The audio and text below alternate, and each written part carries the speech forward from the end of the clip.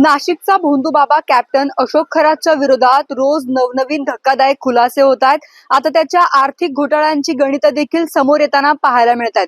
पुण्यातल्या उच्चभ्रू समजल्या जाणाऱ्या कोरेगाव पार्क परिसरात आणि मॉडेल कॉलनी परिसरात त्याच्या निकटवर्तीयांची मालमत्ता असल्याचं उघड झालेलं आहे। सध्या मी पुण्यातल्या मॉडेल कॉलनी परिसरात आहे आणि मॉडेल कॉलनी परिसरातल्या या इमारतीमध्ये खरातच्या मुलीचा आलिशान फ्लॅट असल्याचं आता उघड झालेलं आहे। महिलांचं शोषण, आर्थिक गंडा यासह इतर अनेक गुन्ह्यात अटक असलेल्या भोंदू अशोक खरातचा आणखीन एक नवीन कारनामा समोर आलाय। अशोक खरातची मुलगी सृष्टी खरात हिच्या नावाने पुण्यातील शिवाजीनगर भागातील मॉडेल कॉलनीमध्ये 3 BHK फ्लॅट असल्याचं समोर आलंय।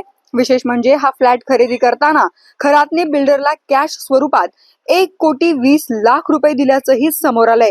त्यामुळे आता खरातकडे एवढे पैसे आले कुठून असा सवाल उपस्थित केला जातोय। भोंदूबाबा अशोक खरातच्या नावे त्याच्या पत्नीच्या आणि निकटवर्तीयांच्या नावावरती मोठी मालमत्ता असल्याची माहिती तपासात समोर आली आहे। अशातच भोंदू खरातच्या मुलीच्या नावावरती देखील पुण्यातील मॉडेल कॉलनीत आलिशान इमारतीत 3 BHK फ्लॅट असल्याची माहिती आता समोर आली आहे। 24 रत्नम नावाच्या आलिशान सोसायटीत 7व्या मजल्यावर 1055 चौरस फुटांचा आलिशान 3 BHK फ्लॅट असल्याची माहिती समोर आली आहे।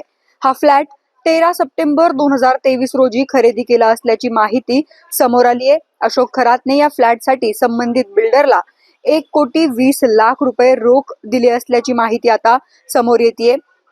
सेल डीड मध्ये चेकने व्यवहार केल्याचा कुठलाही उल्लेख नाही। भोंदू अशोक खरातने लोकांना मोठ्या प्रमाणावर फसवून, घाबरवून पैसे घेऊन राज्यभरातील प्रमुख शहरांमध्ये स्थावर मालमत्ता घेतल्याचं समोर आलंय।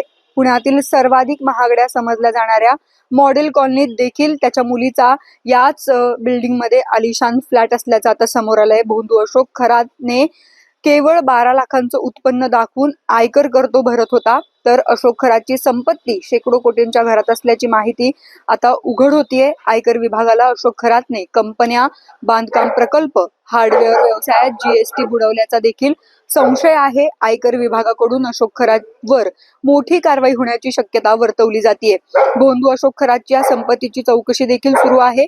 अशोक खरातच्या CA ची काही मालमत्ता असल्याचं या आधी समोर आलेलं होतं। पुण्यातल्या कोरेगाव परिसरामध्ये त्याच्या CA ची देखील मोठी मालमत्ता असल्याचं समोर आलेलं होतं। खरं तर नाशिक मधील भोंदूबाबा अशोक खरातला आज पुन्हा एकदा कोर्टात हजर केले जाणार आहे। अशोक खरातची आज पोलीस कोठडी संपणार आहे। त्याच्या विरोधात नवनवीन तक्रारी दाखल होत आहेत। अशोक खरातने केलेले लैंगिक शोषण, अनेकांना घातलेला आर्थिक गंडा आणि इतर अनेक कारणांची जंत्री वाढतच चालली आहे। त्यामुळे खरातची कोठडी SIT कोर्टाकडे वाढवून मागणार आहे। अशोक खरातला आज नाशिक जिल्हा न्यायालयात हजर केले जाणार आहे। अशोक खरातवर दाखल असणाऱ्या अत्याचाराच्या पहिल्या गुन्ह्यात याआधी 3 वेळा त्याला पोलीस कोठडी सुनावण्यात आली आहे। अशोक खरातला आज कोर्टात हजर करण्याआधी रात्री उशिरापर्यंत नाट्यमय घडामोडी घडल्या होत्या।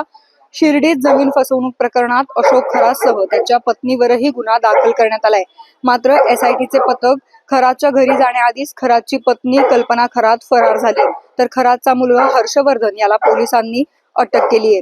अशोक खरात तपासात सहकार्य करत नसल्यानं त्याच्या समोर मुलाची चौकशी होणार आहे। अशोक खरात सहकार्य करत नाहीये असं स्पष्ट झालेलं आहे। अशोक खरातकडून अधिकाधिक माहिती गोळा करून त्याच्या पत्नीला अटक करण्याचं SITचं लक्ष आहे। सुरुवातीला लैंगिक शोषणाचा गुन्ह्याचा तपास करण्यावर SITचा भर असून त्यानंतर इतर गुन्ह्यांचा तपास केला जाणार आहे। आज अशोक खरातला नाशिक जिल्हा न्यायालयात जे आहे ते हजर केले जाणार आहे। खरं तर याआधी त्याला 3 वेळा पोलीस कोठडी सुनावण्यात आलेली होती आणि आज पुन्हा कोर्टामध्ये नेमकं काय घडतंय याकडे सगळ्यांचंच लक्ष लागून आहे। पुण्यातल्या उच्चभ्रू परिसरामध्ये त्याच्या निकटवर्तीयांची अशा पद्धतीने मालमत्ता आतापर्यंत सापडलेली आहे। त्यामुळे आता आणखीन काही आर्थिक घोटाळे त्यांनी केलेले आहेत का, पुण्यामध्ये आर्थिक गंडा त्याने कोणाला घातलाय का, याची खरं तर आता काही आणखीन माहिती समोर येते का, त्याच्याबाबत तक्रारी करण्यासाठी कोणी पुढे येते का, हे सगळं पाहणं महत्वाचं ठरणार आहे। याबाबतच्या सगळ्या अपडेट्स आम्ही लोकमतच्या माध्यमातून तुमच्यापर्यंत पोहोचवतच राहू। तुर्तास इथेच थांबते। शगुफ्ता शेख, लोकमत.com।